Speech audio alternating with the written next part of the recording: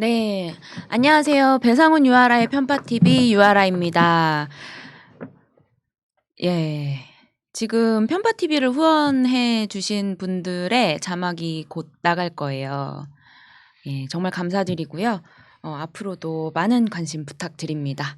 자, 시작해 보겠습니다. 두 분 인사 부탁드려요, 먼저. 예, 반갑습니다. 금융정의연대 김득의입니다. 네, 프로파일러 배상훈입니다. 네, 인사드렸듯이 오늘 편파TV 첫 시간은 한 달에 한 번씩 돌아오는 금융톡톡, 금융정의연대와 함께하는 금융톡톡입니다.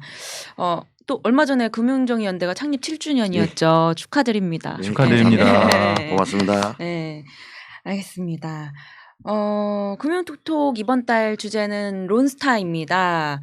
2부를 잠깐 말씀을 먼저 드리면 추미애 장관의 윤석열 검찰총장 직무정지 지시 사유인 판사 불법 사찰 문건에 관한 내용을 다룰 거거든요. 아마도 정종건 편집장과 배상훈 교수가 첨예한 논쟁을 벌이지 않을까 싶으니 꼭 2부까지 부탁드립니다.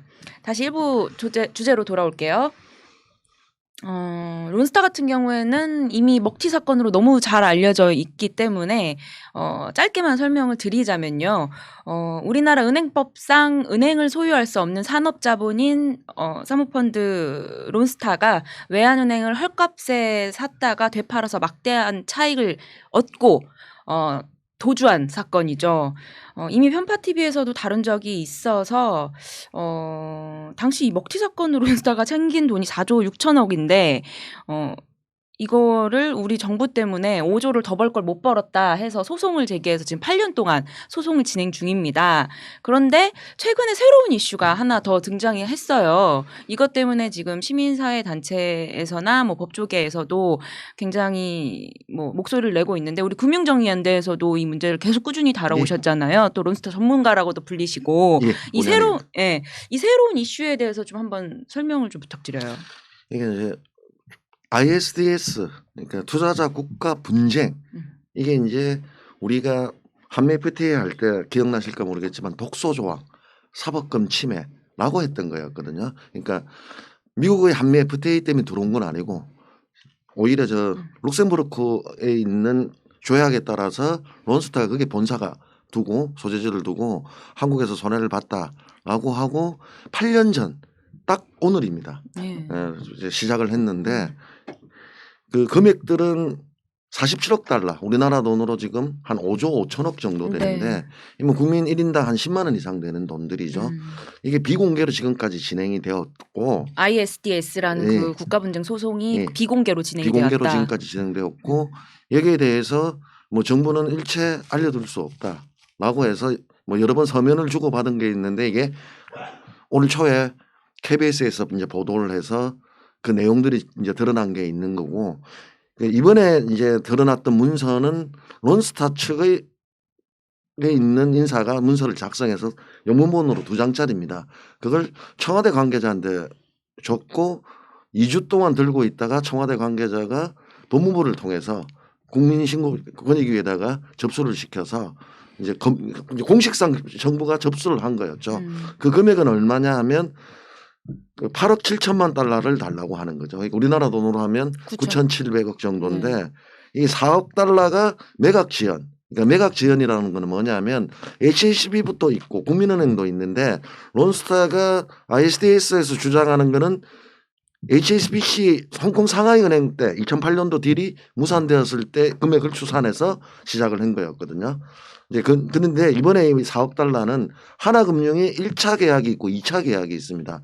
그러니까 1차 계약은 뭐냐면 처음에 이제 계약을 맺은 거였는데 2차 계약에서 금액이 한 7,400억 정도가 깎여요. 그 깎이는 이유는 뭐냐면 론스타 주가 조작에 따른 외환카드가 대법원에서 유죄로 파기 환송이 돼요. 그러니까 잠깐만요.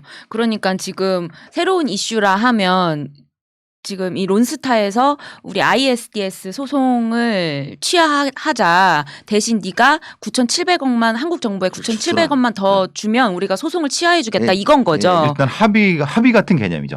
조정이죠. 법원에서 그러니까 따진다면. 합의 조정을 하자라고 이제 툭 던진 거를 정부에 던졌는데 정부에서는 바로 공개를 한 것이 아니라 좀 가지고 있다 공개했다 그 말씀이죠. 공개는 아니고요.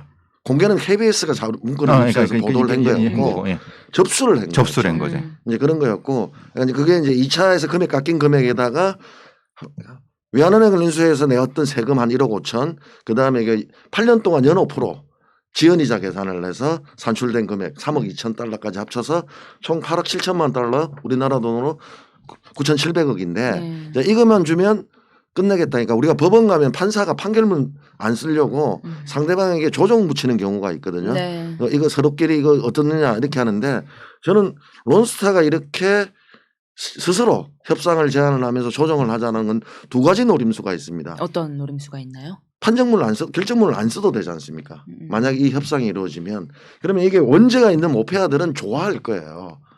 안 그래도 지금 서면에 주고받은 서면에 공개된 내용들 중에 보면 국민들이 분노할 수 있는 지점들이 있는데 어떤 지점이요? 첫 번째가 HSBC 때 금융위원 때 우리가 승인해 주려고 했다라고 묵시적 알려줬다 론스타한테 이런 내용이라든가 뭐 영국에서 영국에서 김승유 하나금융 회장하고 론스타 만나서 계약을 할 때 론스타가 금액 깎는 건 상관없어 한국 정부가 승인한다냐라고 이야기를 하니까 뭐 승인하겠다 그래서 뭐 보도에 따르면 김성효가 한국으로 김석동한테 확인 전화를 했다라는 썰도 있어요. 그래서 하나금융과 론스타가 붙었던 그 중재에서는 국가가 개입을 해서 한국 정부가 개입을 해서 금액이 깎였다라는 결정문 내용이 나오고 있고 론스타는 이걸 ISD에서 회록으로 인정받으려고 서면으로 제출한 상태. 한국 정부는 이거는 인정하면 안 된다. 무시 전략. 그걸 증거 능력이 부족하다라고 지금 대응을 하고 있는 이 상황에서 협상론이 이제 공식적으로 나왔는데 박근혜 정부 때도 협상설이 있었어요. 네, 맞아요. 그때도 뭐 밀실 협상이 있다 했는데 그때 정부에서는 공개는 안 했었죠. 공개는 안 했고 그 론스타 측의 로비리스트들이 청와대에다가 뭐 1조 금액은 비슷한 거죠. 그때 나왔던 추산 금액도 외환은행 매각에 대한 지원금 이것만 받으면 된다라고 했던 거였는데 그 설들이 있었는데 그거는 정부가 부인을 했죠. 단 한 번도 없다고. 그리고 문재인 정부도 지금까지 없다고 이야기를 했고. 아니 그런데 론스타가 지금 만약에 이 소송에서 승소하게 되면 벌 수 있는 돈이 5조 정도잖아요. 5조 5천억 정도. 근데 지금 이런 식의 합의안을 제시하는 이유가 뭐예요? 론스타 측의 이야기는 그거죠. 승소에 자신이 없는 건가요? 뭐예요? 론스타는 내가 이긴다. 이기는데 5조 5천억을 받아야 되는데 내가 선심 쓰듯이 1조만 받고 나가겠다. 그럼 왜 그런 선심을 쓰는 그게 말하자면 얘기는 그거죠. 간보기 첫 번째. 간보기.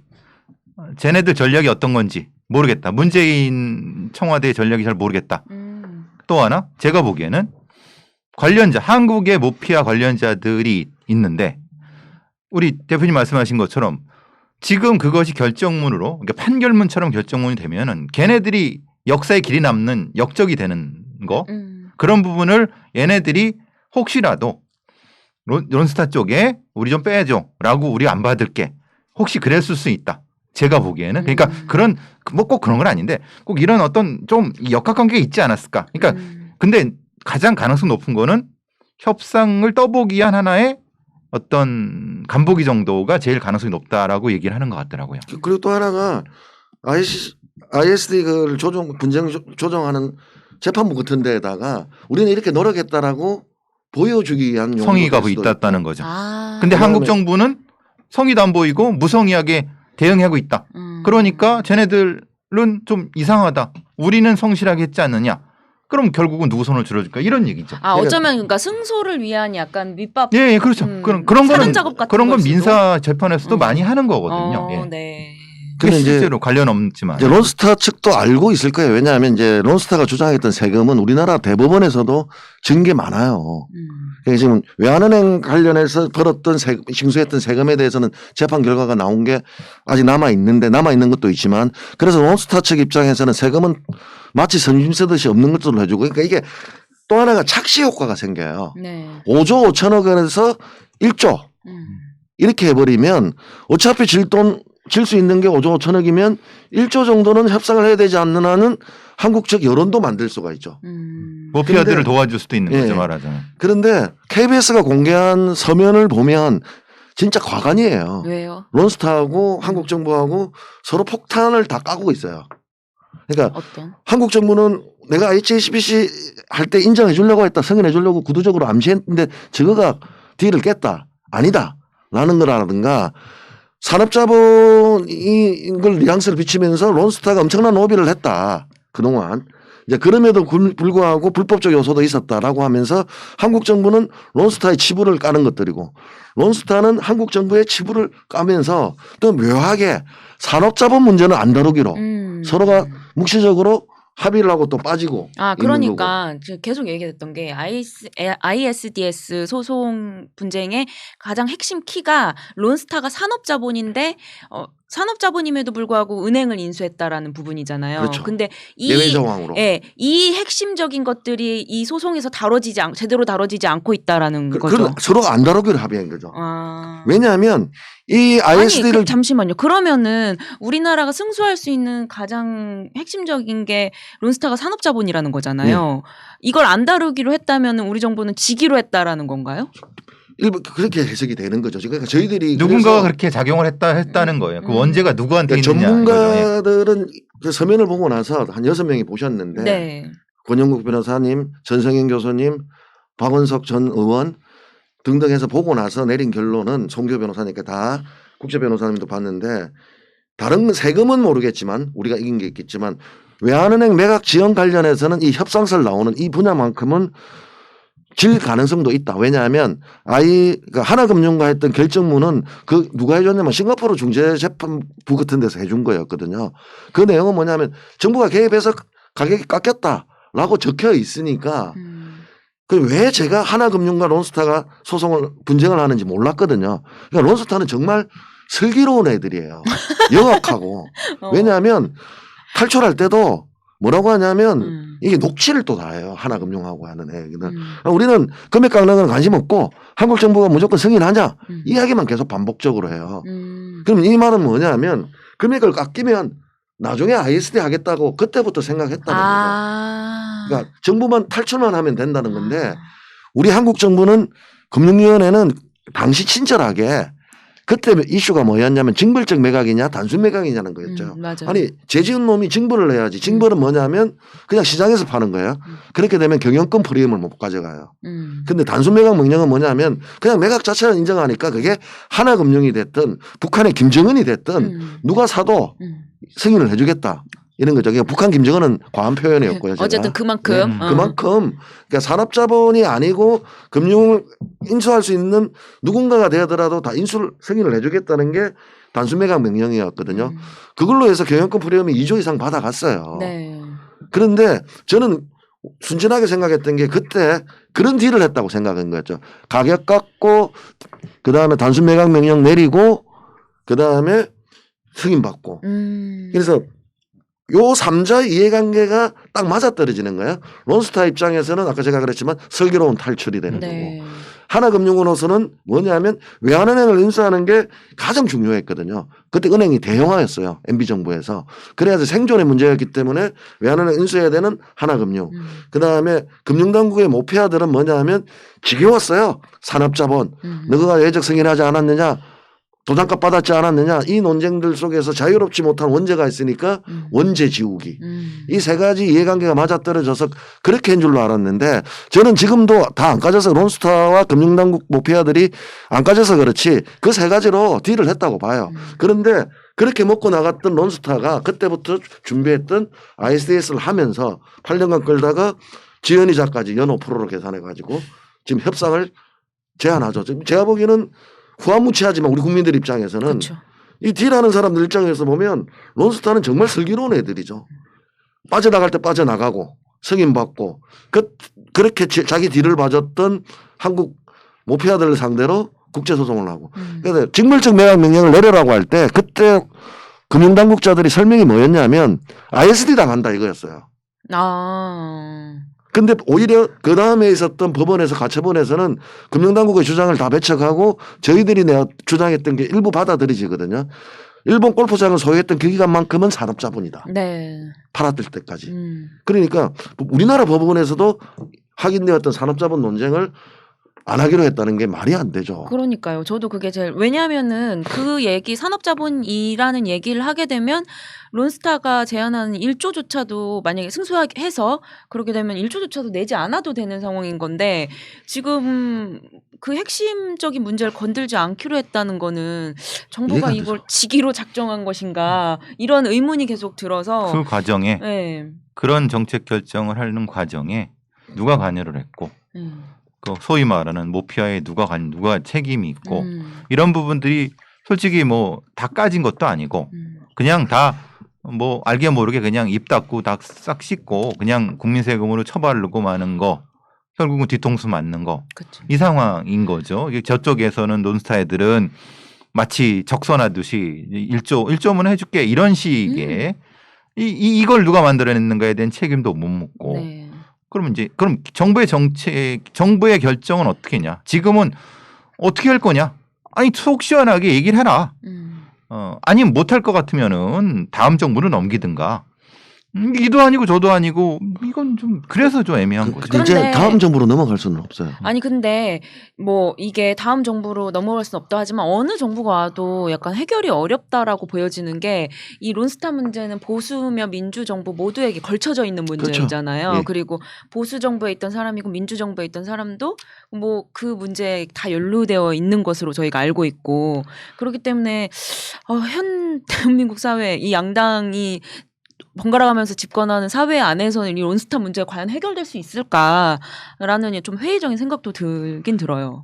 지금 이제 흘러가는 행국이 그렇게 되는 거죠. 네. 저는 이제 최소한 ISDS에서는 문재인 정부나 민주당은 책임이 없죠. 네. 이거는 이명박 정부에서 일어났던 탈출이었고 근데 ISDS ISDS 소송에 소송은 대응한 건 문재인 정부에서 대응하고 있는 거잖아요. 문재인 정부는 사실은 문서를 주고받은 게 없어요. 그러니까 거의 사실상 종료는 박근혜 정부에서 다 이루어진 거예요. 그리고 그 분쟁 재판장이 교통사고로 또 사망을 해요. 그러니까 론스타 관련해서는 의문의 죽음들이 좀 있는데 그로 인해서 문재인 정부가 지금까지 이제 하반기까지 오게 된 거였거든요. 그럼에도 불구하고 그럼 문재인 정부 하에서는 소송전이 이루어지지 않았던 그러니까 거예요? 소송은 종료는 안 됐지만 서로가 주고받은 서면이 별로 없는 거죠. 그러니까 이제 이번에 저쪽에서 하나금융 그 결정문을 제출하니까 우리 정부는 거기에 대해서 협약을 인정하지 못하겠다 이렇게 되는 건데 그런데 이제 문재인 정부의 책임론도 이제는 같이 어울려지게 된 거죠. 만약 이 협상이라든가 두 번째 이제 국정감사 때 저희들이 청문회를 하지 못한다면 관련자들은 증인으로 불러서라도 좀 물어봐라. 아니 문재인 정부의 책임이 없다고 말할 수가 없는 게 그동안 계속해서 그 소송전의 내용을 공개하라고 했는데 그 내용을 공개하지 않은 건 맞는 그렇죠. 거잖아요. 근데 공개하지 않은 걸 가지고 책임을 물을 수는 없죠. 사실은. 비판할 수는 있으니까. 비판을 할 수는 예. 있으니까 이제 그렇게 되었는데 저는 사실 이 협상은 정말 영악하고 슬기로운 론스타가 다각적인 걸 박근혜 정부 때부터 계속 끌고 왔던 거라고 생각을 해요. 그래서 이 협상을 저는 하면 안 된다고 생각합니다. 아니 근데 지금 박근혜 정부에서도 밀실 협상론이 나왔었었고 물론 부인했었지만 어쨌든 문재인 정부에서도 지금 이게 나온 건데 지금 정부에서는 이걸 공식 협상 제안으로 밝힌 거잖아요. 정부가 밝힌 게 접수인 아니 거죠. KBS에 지금 그렇게 밝혔잖아요 네. 이미. 그러면은 이렇게 밝혔다는 건 이 협상안을 받을 가능성이 있다라고 보여지는 거거든요. 저 같은 경우에는. 그럴 수도 있죠. 예. 그러니까 저희들은 이 협상은 하면 안 된다고 생각하는 거죠. 그런데 또 만에 하나 나중에 이 협상이 우리 때문에 안 돼가지고 졌다라고 해가지고 역공을 할 수 있는 여러 가지가 있기 때문에 협상에 대해서 하려고 한다면 전제가 세 가지가 있어야 된다는 거죠. 지금까지 모든 자료 공개, ISD 관련해가지고 모든 자료를 다 공개하고 그 공개된 자료에 따라 가지고 국회가 다 검증하고 이제 세 번째 이 협상을 할지 말지에 대해서도 그 자료를 검토한 결과 국회의 승인을 받아야 된다는 거죠. 그러니까 공개적으로 해야 된다는 건데 그게 아니라 박근혜 정부처럼 그냥 밀실에서 주고받는 썰로 왔다 갔던가 듯이 문재인 정부도 그렇게 하면 안 된다는 거죠. 그러니까 이게 다각적인 여러 가지 노림수가 있는 이 폭탄을 그럼 한국 정부는 왜 접수를 했을까 이것도 저는 생각이 드는 거예요. 그렇죠. 정말 받으려고 한 건지. 저도 그렇게 보여요. 안 받을 거였으면 이것을 이렇게 언론에 공개를 답변을 했을까라는 생각이 드네요.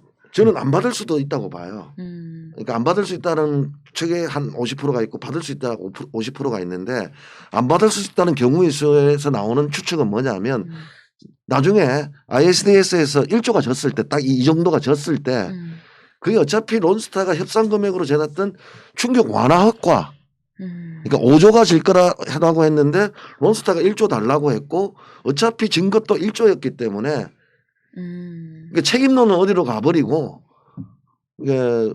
미리 방망이를 뭐라고 해야 됩니까? 미리 먼저 몸을 좀 풀어놓고 있다가 잔매를 좀 맞아놓고 큰 매를 맞아야 할 때 이제 책임론부터 시작을 해서 모피아 뭐 했는지 이거 다 해야 된다는데 어물슬쩍 넘어갈 수 있는 게 아닌가라는 노림수도 하나가 있는 거고 협상을 했을 때 문재인 정부가 받아들일 수 있는 경우는 저는 좀 도박이다 이렇게 보는 거죠.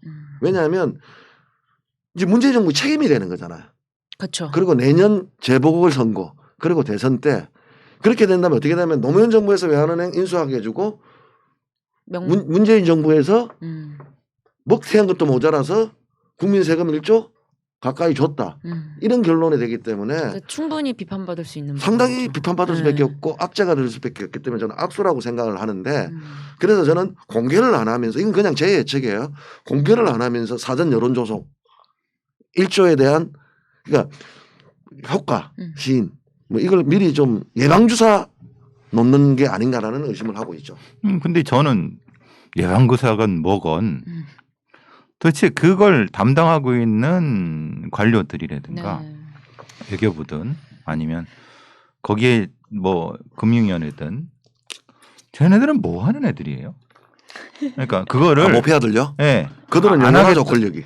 그러니까 아니 안 하겠다는 것도 아니고 뭘 하자는 것도 아니고 그러니까 그럼 이제 그런 거죠. 예를 들면은 엊그제 이제 그 청와대 모 비서관이 바뀌었는데 이 말하자면 이것에 대한 전략이 뭐냐. 전략을 속 시원하게 국민들한테 공개를 하는 것도 아니고 그러니까 예를 들면 이런 거죠. 5조 다 뒤집어 써도 진실을 꼭 밝히겠다. 아니면은 네. 절대 한 푼도 줄 수 없다. 뭐 1억든 이것도 아니고 저것도 아니고 이 어떤 그 전략도 공개를 안 하면서 그게 지금 문재인 정부의 얘기냐. 그러니까 뭐 그리고 흔히 말하는 지금 재정경제부 아니면 관련된 애들도 뭐 하자는 거냐. 그냥 입 다물고 뭐 국민들 뭐 상관하지 마. 우리가 알아서 할게. 그리고 나중에 이제 임기 끝나면 그냥 독박을 쓰든 뭐 하든 이게 국가 공무원이 할 일인가요? 저도 같은 생각인 게 8년 동안 제가 얼마나 답답했겠습니까? 네, 뭐 소송에 관한 것들의 구체적 전략은 밝힐 수 없다라 할지라도 어떤 대원칙 정도는 국민들한테 밝힐 수 있는 부분이 왜냐면 우리가 낸 세금으로 뭐 어쨌든 돈을 줘야 되는 거잖아요. 지게 되면. 원칙은 밝혔다고 하죠. 전략적으로 잘 소송해서 이기겠다고. 그런 개소리가 어디 있습니까? 네. 우리는 뭐 예를 들면은 우리가 얘기하는 뭐 론스타는 사모자본이다. 그렇기 때문에 반드시 이 지점을 밀고 나가서 우리가 반드시 승소를 따내겠다라는 강력한 의지 같은 것들을 구체적 의지를 밝힐 수도 있는데 그런 내용들이 거의 들리지 않고 있고 그렇기 때문에 저는 아까 전에 뭐 서면을 주고받은 게 없기 때문에 문재인 정부의 책임이 있다고 할 수는 없다라고 하지만 저는 정부가 이제 소송전을 치렀고 박근혜 정부에서 소송전을 치렀고 문재인 정부가 넘어와서 그 계속 이어지는 정부 내내 소송의 내용을 투명하게 공개하라라는 요구들을 받아들이지 않았잖아요. 저는 그것만으로도 충분히 이 사건에 있어서 문재인 정부의 책임이 있다라고 말할 수 있는 것 같아요. 그 생각도 존재하죠. 네, 뭐 꼭 어떤 걸 해야지만 책임이 있는 건 아니고 거기에 대해서 침묵하고 감추고 이런 것도 충분히 책임이 있다라고 보여지는 거니까. 그러니까 박근혜 정부하고 다르게 촛불을 들고 나왔던 민주정부가 국민과 소통하고 광화문 시대를 열겠다고 했으니까 네. 그런 공약에 비춰보면 좀 다른 건 있고요. 좀 전에 배 선생님 말씀 뭐 하고 있느냐고 했는데 영화 대사 있지 않습니까? 론스타를 모델로 했던 블랙머니에 나왔던 경제의 여야가 어디 있노? 우리가 경제를 담당하자고 목표하는 영원하다는 거죠. 오늘 재미있는 사실이 김광수 은행연합회 회장이 취임을 했어요. 이분이 마지막 목표의 황태자예요. 재경부 출신으로 서울대 경제학과 나왔고 요소는 다 갖췄어요. 저축은행 사태 때 4천만 원 받아가지고 물론 1심 때는 유죄 받았지만 무죄 받아요. 대법원에서. 근데 어쨌든 이런 사람이 다시 은행연합회장으로 온다는 자체가 모피아는 영원하다는 걸 보여주고 있는데 상징적 사건이군요. 네. 네. 그다음에 ISD 관련해 가지고 왜 산업자본을 안 다루느냐? 이 대형팀의 단장들이 누구였냐면 최영환, 추경호 이런 분들이 기획재정부 장관 차관하면서 다 들어가 가지고 있었던 것들이에요. 그러니까 론스타에 연루되어 있던 사람이 이 재판을 대응하고 있는 사람이었던 그렇죠. 거죠. 예. 8인 회의에 비밀 회의에 예. 들어가 있던 사람이라든가 이러다 보니까 자신들이 제일 드러날 수 있는 것들에 대해서 산업자본 문제는 서로 안 다루기로 했다. 이렇게 되는데 저는 이 협상이 만약에 받아들인다고 진다면 문재인 정부가 악수를 잡는 폭탄을 잡아서 나중에 터뜨린다 하더라도 하면 이거는 누구의 의지가 관철됐느냐? 모피아의 의지가 관철된 거죠. 그렇죠. 왜냐? 결정문을 안 쓰기 때문이죠.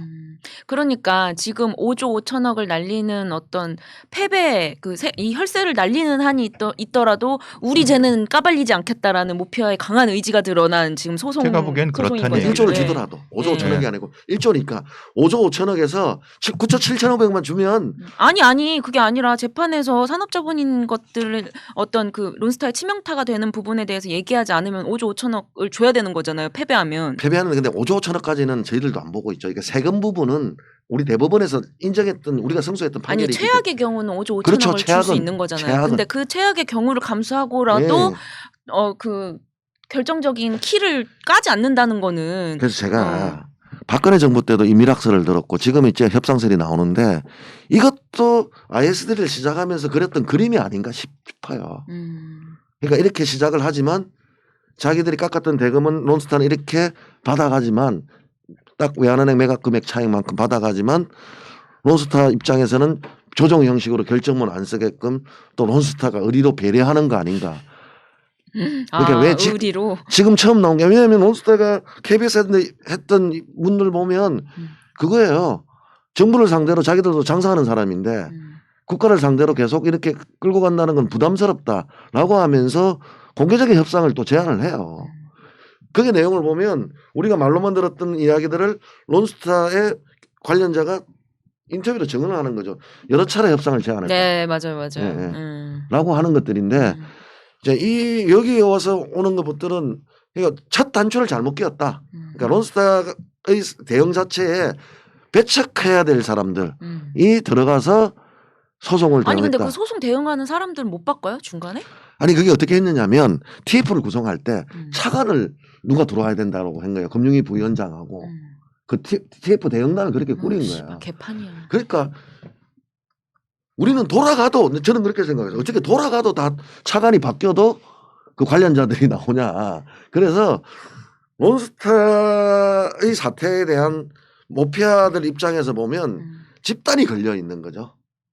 그러니까 사람이 바뀌어도 계속 연관자가 나오다 보니까 그렇구나. 집단이 걸렸기 때문에 제가 그 하나금융이 론스타를 인수할 때 승인을 내준다고 갔을 때 금액 깎아주고 승인 갔을 때 왜 그러니까 금융 모피아 입장에서는 원죄 지우기였냐? 야 외환은행만 나가면 ISD 아니면 사실 성공한 구태타는 우리나라는 잘 처벌을 안 했잖아요. 먹고 치고 나면 나쁜 놈 이렇게 하지만 저 나쁜 놈이 누구냐? 국민 세금 나간 것도 아니니까 안 따져봤을 건데 ISD로 다시 대치기 당하고 그래서 슬기롭고 영악한 론스타라고 이야기를 하는 거죠. 네, 알겠습니다. 자, 이제 30분이 돼서 마무리를 해야 돼요. 아주 열정적으로 말씀해 주셨어요. 우리 교수님께서 마지막 멘트를 하고 우리 마무리할까요? 네. 뭐 국민의 세금을 저렇게 허투루 이렇게 했다는 것 자체에 대해서는 너무 분노스럽고 이거는 지금 정권이 아니라 하더라도 추후에라도 역사적으로 기록을 해서 당연하죠. 영원히 그들을 징치를 해야 된다. 그 말씀 드리고 있습니다. 저도 딱 한마디. 네, 말씀하세요. 그러니까 이 협상에 응하면 안 된다는 게 기본적인 전제입니다. 그런데 만약이라도 꼼수를 부리려고 한다면 모든 자료를 다 공개하고 그리고 협상에 해야 되냐 안 해야 되냐는 걸 국회로부터 승인을 받고 나서 시작을 해야 된다고 생각을 합니다.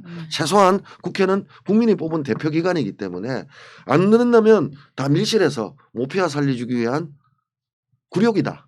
저는 강화도 옛날에 일제 때 했던 조약하고 협상하는 한국이 밀실에서 한다면 동일하다 이렇게까지 보고 있는 거죠. 네, 알겠습니다. 아, 근데 이게 론스타가 굉장히 큰 사건임에도 불구하고 별로 이슈가 많이 안 돼서 국회에서는 이슈가 안 되는 건 받질 않거든요. 그래서 정말 우리 대표님이 말씀하신 그런 것들이 현실로 이루어질까도 의문인데, 아니, 저는 계속 이 돈 5조라는 이 상상하기 어려운 돈을 이렇게 막 얘기를 하잖아요. 근데 정부가 여기에서 제대로 대응하지 않는다는 점에서 분노스러운 게 뭐냐면, 지금 코로나 때문에 재난지원금 주는 것 때문에 문제를 삼으면서 재정준칙 얘기를 하고 돈이 없다라고 얘기를 하는데 5조보다 싸잖아. 긴급지원제 돈 주는 게. 근데 이 돈에 대해서는 그렇게 론스타의 열린 자세로 굴면서 재난지원금 주는 거는 뭐 돈이 아깝다라는 식의 태도를 취하는 게 이 정부의 이중잣대와 국민을 대한 태도가 여기서 드러나는 게 아닌가라는 저는 비판적인 좀 생각을 갖게 되네요. 정부만 이중잣대가 있는 게 아니죠. 야당 또한 이중잣대가 있는 그쵸. 거죠. 론스타 예. 문제에서는. 네, 그러니까 맞습니다. 론스타가 이슈가 안 되는 게 첫 번째는 오래되다 보니까 국민들 피로도도 있고 기자들 피로도도 있어요. 맞아요. 그다음에 세 번째 ISD가 비공개로 진행하니까 이게 공개적으로 진행하면 기자가 가서 차고 보도를 할 건데 비밀주의로 일관되어 있고 한국 정부가 또 협박을 비슷하게 해요. 이번에 국회에서 정인 신청을 하려고 하니까 맞아요. 국회 다 돌아다니면서 오히려 이게 공개화됐을 때 질 수 있다. 다시 말하면 너네 때문에 질 수 있다. 니네 때문에 질 수 있다. 기사 쓰면 니네 때문에 질 수 있다라는 발목 잡기, 네. 협박이 프레임이 또 먹힌 게 있고요. 그래서 KBS가 1월 달에 이거 공개할 때 저도 자문을 했는데 회의를 할 때 기자님들끼리 주고받는 이야기를 저도 같이 있었거든요. 보도의 결정은 뭐였냐 핵심이 10만 원씩 국민 1인당 주는데 질 때 만약에 우리가 보도해서 진다 하더라도 질지도 않겠지만 어떻게 진행되는지 국민이 알 권리 아니냐. 그러니까 우리가 자료를 입수해 놓고 이걸 국민한테 알리지 않고 KBS 입장에서는 나중에 결과 나오고 나서 단독으로 특종으로 가버리면 오히려 더 이슈 걸기는 좋은 거죠. 왜냐하면 자기들만 자료를 가지고 있으니까. 이제 그럼에도 불구하고 알리기 위해서 최종적으로 결정을 내려 서로 토론을 하는 과정을 지켜봤는데 저는 그게 맞다고 보고 있고요. 다음은 이제 언론에 안 붙는 거는 또 KBS가 너무 깊게 들어가니까 못 따라가는 것도 있는 거죠. 됐고요. 네. 알겠습니다. 이거 우리 마지막 멘트 한다고 해도 계속 얘기하고 있어. 알겠습니다. 마무리하겠습니다. 2부는 아까 말씀드렸듯이 윤석열 추미애 갈등에 대해서 다뤄보도록 하겠습니다. 15분 후에 시작할까요? 6시 15분에 시작하도록 하겠습니다. 감사합니다. 예, 감사합니다. 나. 제가 말했던 언론은 레대항을 말하는 게 아닙니다. MBC, SBS.